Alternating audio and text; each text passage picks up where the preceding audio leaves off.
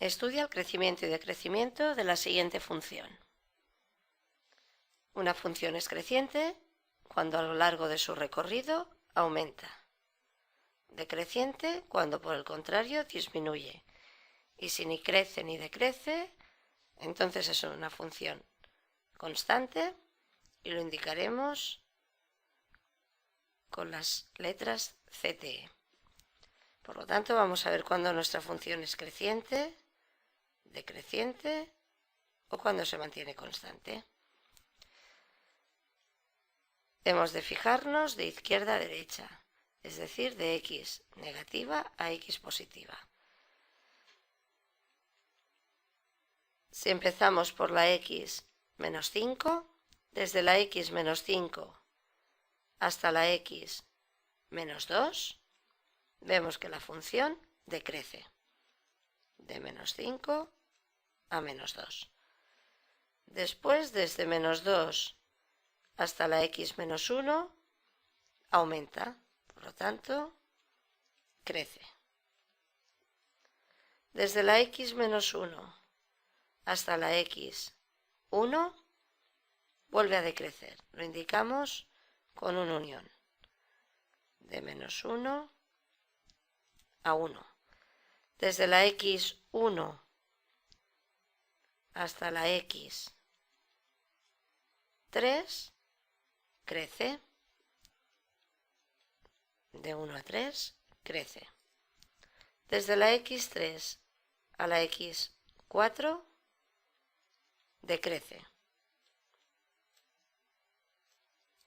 Desde la x4 a la x6, se mantiene constante. Desde la x6 a la x7, vuelve a decrecer. Y finalmente, desde la x7 hasta la x8, crece. Y de esta manera hemos estudiado el crecimiento de la función de nuestro ejercicio. Determina los máximos y los mínimos de la siguiente función. Una función tiene un máximo en un punto cuando pasa en ese punto de ser creciente a ser decreciente. Este punto es un máximo. Y un mínimo cuando pasa de ser decreciente a ser creciente. Este punto es un mínimo. Un máximo es como la cima de una montaña y un mínimo como el valle. Dicho esto, vamos a mirar nuestro gráfico. Si nos fijamos, en este punto la función pasa de decrecer a crecer. Es decir, tiene un mínimo, y lo escribiremos con M minúscula, en x3 y menos 1. Y en este punto la función pasa de crecer a decrecer. Por lo tanto, tenemos un máximo, lo indicaremos con una M mayúscula, en la x5 y 4. Y estos son los máximos y mínimos de la función de nuestro ejercicio. En esta lección revisaremos el criterio de la primera derivada. Este criterio nos permite detectar un mínimo local cuando hay un cambio de signo en la derivada. Para ello se supone que f de x es una función continua en un entorno de x0, donde la derivada existe posiblemente en x0. Pues bien, si la derivada cambia de signo de negativa a positiva, tendremos entonces un mínimo local. En la gráfica que presentamos aquí, la función f de x está pintada en azul y vemos que la pendiente cambia de negativa a positiva. En rojo aparece la función derivada que no está definida para x igual a 0. Tenemos entonces un mínimo local. Análogamente, con las mismas hipótesis que antes, si la derivada cambia de signo de positivo a negativo, entonces tenemos un máximo local, y esto se ilustra en esta gráfica en azul. La derivada no existe en x0 igual a 0, y la gráfica de la derivada en rojo indica un cambio de signo. La raya vertical pueden omitirla, simplemente dice que la derivada no existe en x0 igual a 0. La derivada podría existir en x0, pero este criterio de la primera derivada permite inclusive no suponer que la derivada existe en x0. Veamos un ejemplo sencillo. Consideremos f de x igual a valor absoluto de x menos 1. Si x es mayor que 1, el valor absoluto de x menos 1 coincide con x menos 1, y si x es menor que 1 es 1 menos x. Por lo tanto, podemos calcular la derivada en todo punto distinto de 1. La derivada es 1 si x es mayor que 1 y menos 1 si x es menor que 1. Para x igual a 1 tenemos que hacer un análisis especial. Recordemos que la derivada en un punto no es otra cosa más que un límite.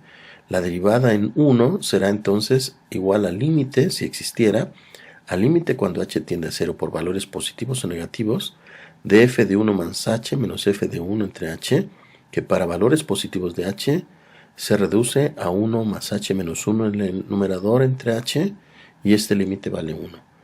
En cambio, si tomamos valores negativos de h, el cociente f de 1 más h menos f de 1 entre h se reduce a 1 menos 1 más h entre h, y este límite vemos claramente que es menos 1.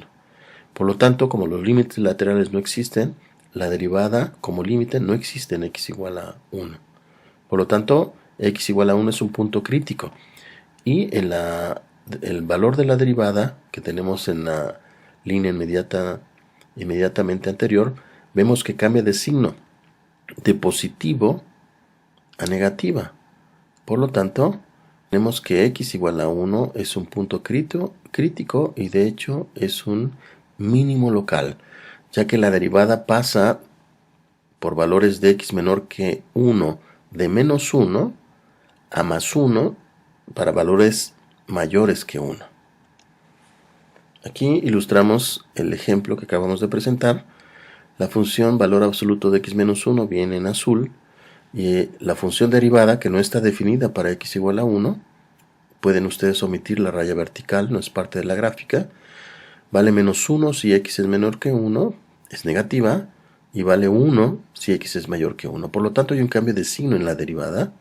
Observen que la continuidad de f de x está asegurada, es parte de la hipótesis. Bueno, en esta oportunidad vamos a hacer la prueba de concavidad. Si la de segunda derivada de la función f de x es mayor que 0 para todo x que pertenece al intervalo y, entonces la gráfica de f es cóncava hacia arriba en y. Entonces la notación es este símbolo. De la misma manera, si la segunda derivada de la función f de x es menor que 0 para todo x que pertenece a un intervalo y, entonces la gráfica de f es cóncava hacia abajo en dicho intervalo. Y la notación es esta forma. Ahora vamos a hacer la definición de punto de inflexión. Un punto P de una curva se llama punto de inflexión si en él la curva pasa de cóncava hacia arriba a cóncava hacia abajo y viceversa. Es decir, si yo tengo en la curva que primero es cóncava hacia arriba y luego pasa a ser cóncava hacia abajo, entonces el punto C, FC es un punto de inflexión porque hay un cambio de concavidad. De la misma manera, primero puede ser cóncava hacia abajo y luego cambia cóncava hacia arriba, entonces el punto C, FC sería punto de inflexión. Siempre tenemos que anotar el punto de inflexión en sus dos coordenadas, es decir, C, FC. En las dos coordenadas tenemos que denotar el punto de inflexión. Bueno, entonces vamos a ver gráficamente estos conceptos. Por ejemplo, en la siguiente gráfica yo puedo darme cuenta de lo siguiente. Del intervalo que va desde A hasta B, nos podemos dar cuenta que la gráfica tiene esta forma, es decir, cóncava hacia abajo. Ahí está, ¿no? De B a C, la gráfica es hacia arriba, es decir, tiene la forma de cóncava hacia arriba. Luego, en el intervalo que va de C a D, nos podemos dar cuenta que la gráfica tiende a ser cóncava hacia abajo. Entonces, ese es el símbolo de cóncava hacia abajo. Luego de D a E podemos ver que la gráfica tiene una concavidad hacia arriba. De E a P también la gráfica tiene una concavidad hacia arriba. Y por último, de P a Q tiene una concavidad hacia abajo. Ahí está, ¿no? Entonces, es cóncava hacia arriba desde A a B, o que diga de B a C, de D a E y de E a P. Es cóncava hacia arriba y cóncava hacia abajo es de A hasta B, de C a D y de P a Q. Entonces podemos ver que cuando la derivada es mayor que 0 es cóncava hacia arriba, es decir, en esta parte la segunda derivada de la función f será mayor que 0 de B a C, ¿no? También puedo ver de D a E como es cóncava hacia arriba, la segunda derivada de la función es mayor que 0. Y luego también de E a P puedo ver que la segunda derivada de la función es mayor que 0 porque es cóncava hacia arriba. Ahora vamos a ver la parte que es cóncava hacia abajo. En esta parte de AB es cóncava hacia abajo, entonces la segunda derivada tiene que ser menor que 0. De la misma manera de C a D, la segunda derivada tiene que ser menor que 0. Y por último de P a Q también es cóncava hacia abajo, la segunda derivada será menor que 0. Ahí está, ¿no? Ahora vamos a determinar los puntos de inflexión. Los puntos de inflexión es cuando hay un cambio de concavidad. Por ejemplo, acá cambia la concavidad, primero es menor que 0 y luego es mayor que 0. Por lo tanto, en este punto B será un punto de inflexión. B, F de B, ¿no? Sería el punto de inflexión.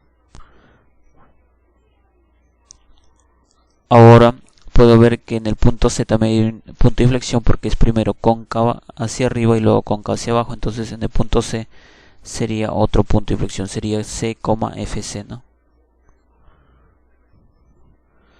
Luego en el punto D también cambio de concavidad, primero es cóncava hacia abajo y luego cóncava hacia arriba. Por lo tanto este punto D es otro punto de inflexión que sería D, F de D, ¿no? En el punto E no hay un cambio de concavidad, primero es cóncava hacia arriba y luego cóncava hacia arriba, por lo tanto no hay un cambio de concavidad, por lo tanto E no es punto de inflexión. En P sí hay un cambio de concavidad, por lo menos para empezar primero es cóncava hacia arriba y luego cóncava hacia abajo, por lo tanto en el punto P va a haber un cambio de concavidad. Y el punto de inflexión, ¿no? Sería P, F de P. Entonces los puntos que están de azul son los puntos de inflexión donde hay un cambio de concavidad.